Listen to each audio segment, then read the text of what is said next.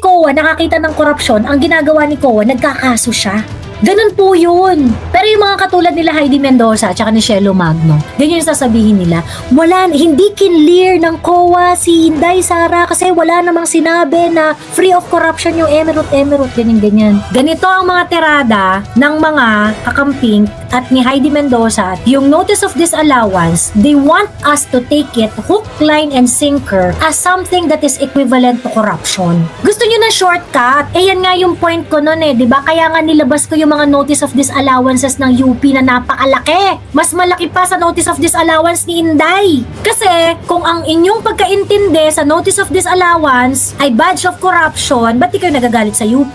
Dapat same energy kayo. The notice of disallowance is a finding of deficiency in documentation or compliance, not a finding of corruption. Eto, deliberately nililito tayo ni Heidi Mendoza sa mga terminologies So ngayon, nililito tayo ni Heidi Mendoza between the notice of suspension and the notice of disallowance. Nakita mo yung kaputahan mo, Heidi Mendoza? Kahit yung mga colleagues niya, hindi yan gusto si Heidi Mendoza. Kilala talaga siya as ambitious.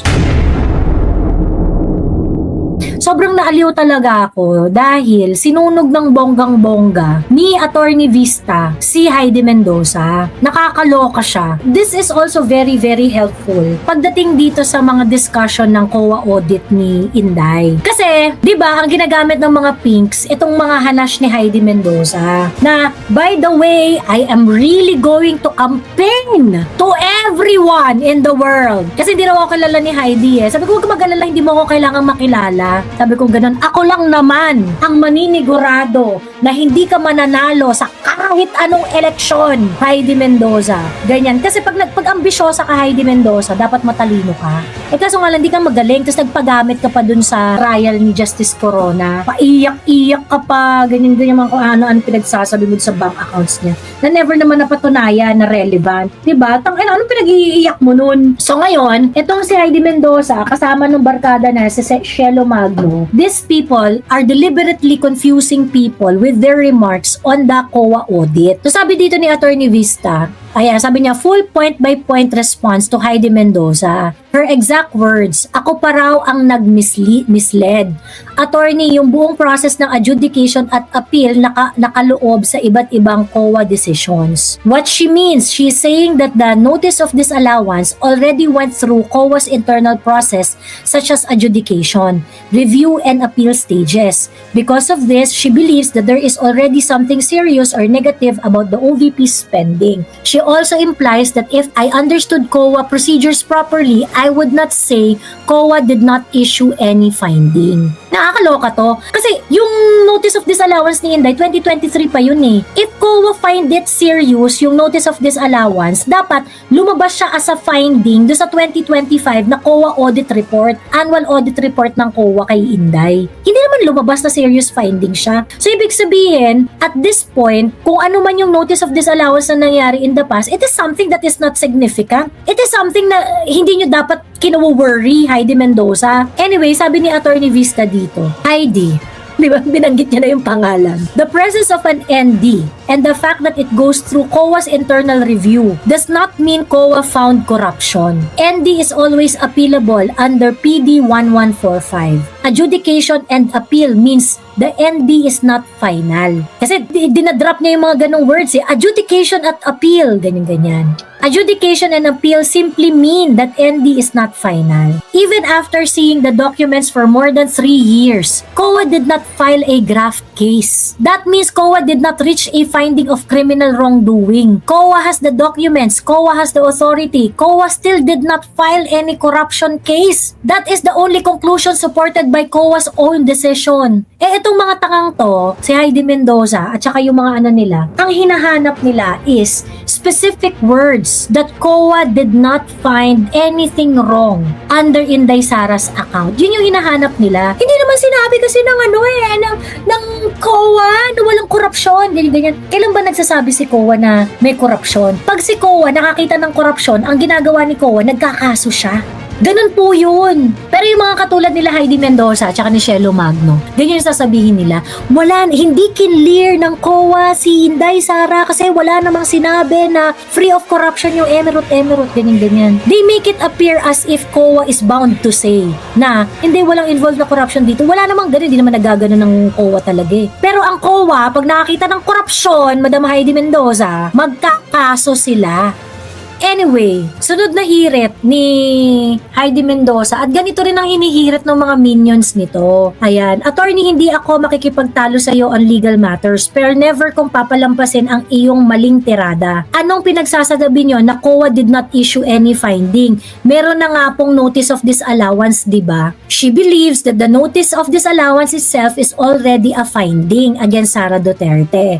She thinks that because the ND was issued, it automatically proves that COA made a conclusive determination of wrongdoing. So, ine-equate, ganito ang mga tirada ng mga kakamping at ni Heidi Mendoza at ni Shelo Magno. Yung notice of disallowance, they want us to take it hook, line, and sinker as something that is equivalent to corruption. Diba? Yan yung gusto nyong gawin eh. Gusto nyo na shortcut. Pagkatapos ikaw, Heidi Mendoza, yung pagiging dati mong COA employee at si Shelo Magno na rin, na may PhD, ganyan yung gusto nyong ipalabas sa mga tao.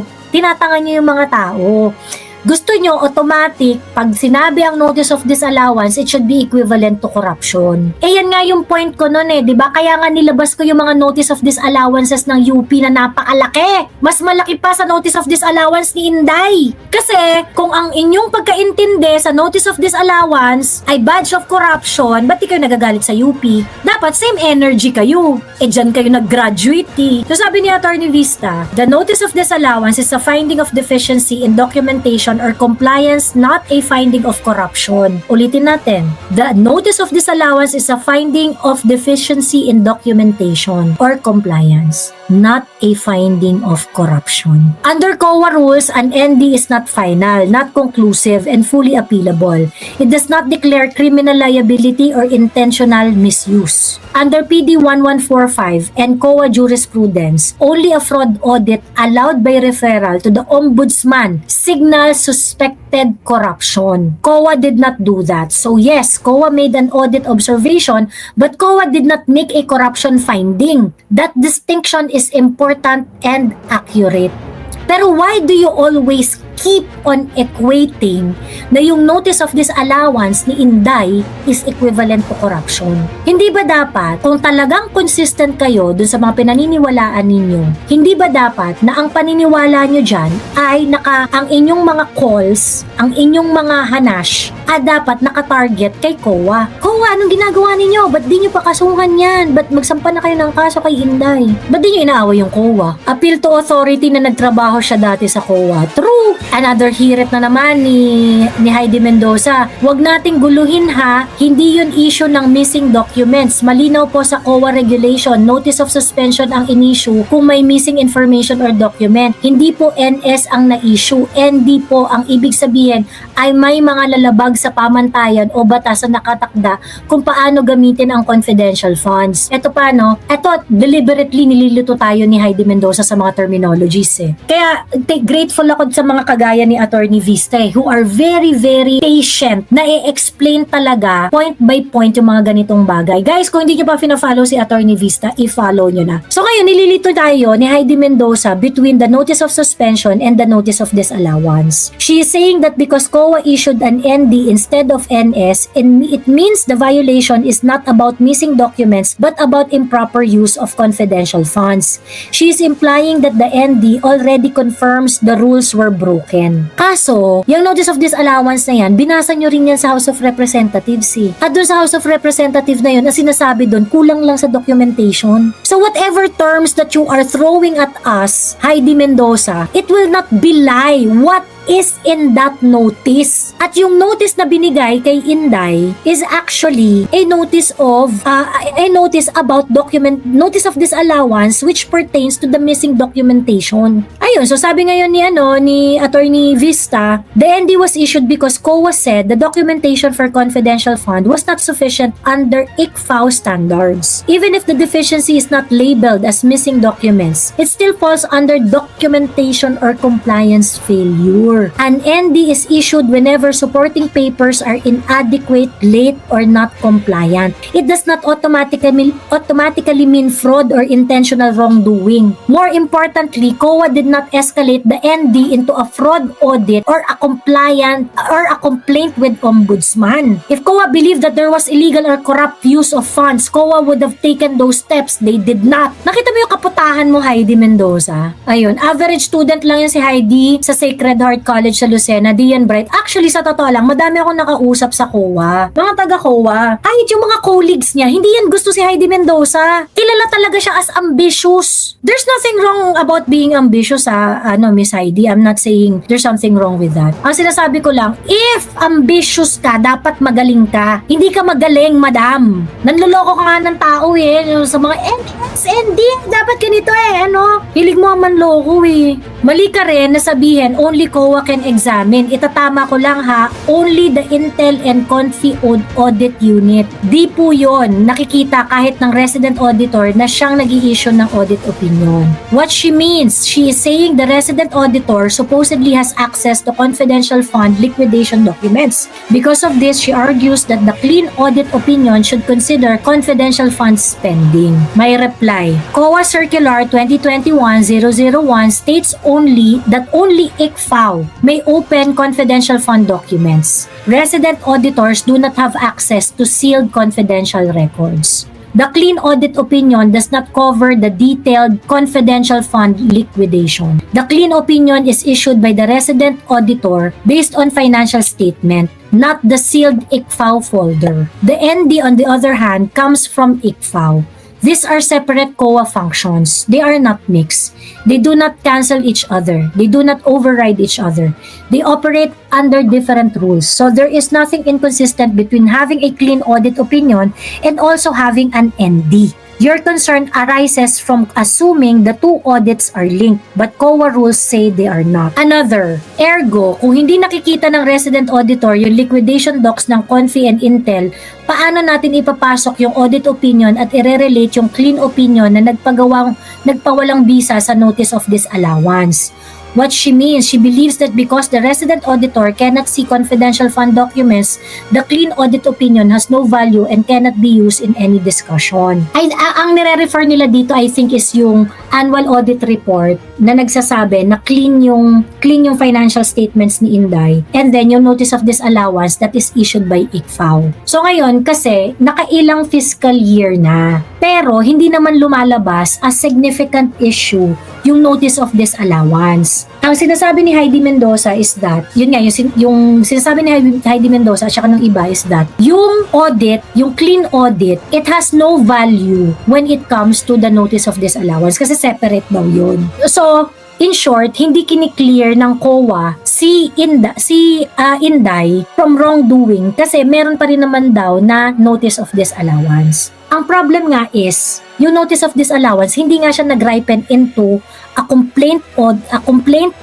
it did not ripen into a complaint to the ombudsman or a fraud audit. Kasi had it ripened to such, maapektuhan rin nun yung clean audit mo Hindi ba? Hindi ba yun isasama? I mean, legitimate question yan Hindi ba yun isasama dun sa general review ng Office of the Vice President? Kasi ako, sa totoo lang, while I understand na separate yung annual audit report at saka yung sa ICFAO na function ng COA, I think, kapag kunwari, meron talagang super questionable na lumabas dun sa ICFAO, hindi ba yun sasama dapat dun sa general observations ng COA kay Office of the Vice President? Lalabas at lalabas yun Kasi ganun rin yung itsura ng mga audit ng ibang agencies Anyway, she believes that because the resident auditor cannot see the confidential funds, clean audit has no value. Ayan. Sabi ni Attorney Vista, the clean audit opinion and the ND cover different scopes. The clean opinion covers financial statement.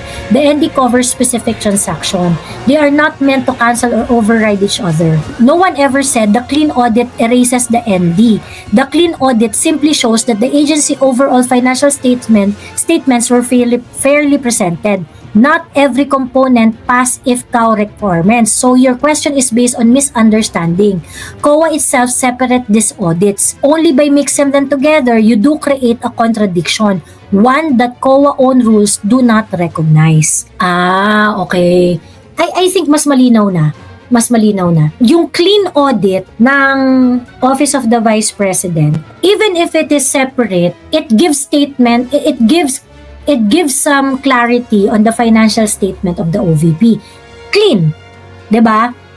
Ngayon, yung sa confidential fund ni Inday, which is IFCAW naman talaga ang mag-govern at meron silang sariling rules on how to audit it. Meron siyang notice of disallowance. Be that as it may, yung notice of disallowance na yon, it did not ripen into a fraud audit. It did not ripen into a complaint to the ombudsman. So what does that mean? Ibig sabihin, kung ano man ang ini-issue dito ni Heidi Mendoza, hindi yun nag-e-exist. Kasi hindi naman dumating si COA, whether dun sa clean audit or dito sa IFCAW, hindi siya dumating dun sa point na kailangan niyang i-flag ng bonggang-bongga si Inday Sara tungkol sa korupsyon.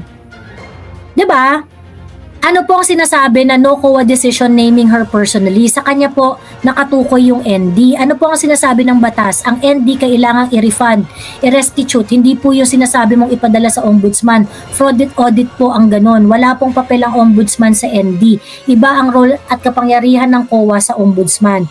What she means, she is saying that ND is already personally issued to Sara Duterte so that it is already a COA finding against her. She also argues that the ombudsman has nothing to do with the ND and that only refund is required. Ang refund ino-order din yan eh. Hindi yan ina-assume. Grabe talaga to si Heidi Mendoza. The notice of disallowance naming the head of agency is standard under COA rules. It does not declare the person corrupt. It simply identifies the accountable officer for purposes of administrative review. Refund requirement does not remove or negate possible criminal liability. And when COA discovers fraud, COA must refer the case to the ombudsman because only the ombudsman has criminal jurisdiction. The issue here is simple. After reviewing all the documents, including the sealed IFCAW folder, COA did not make any fraud referral or did not file any graft case. That means COA did not find fraud. You cannot expand the meaning of ND beyond what COA itself concluded. Ayan.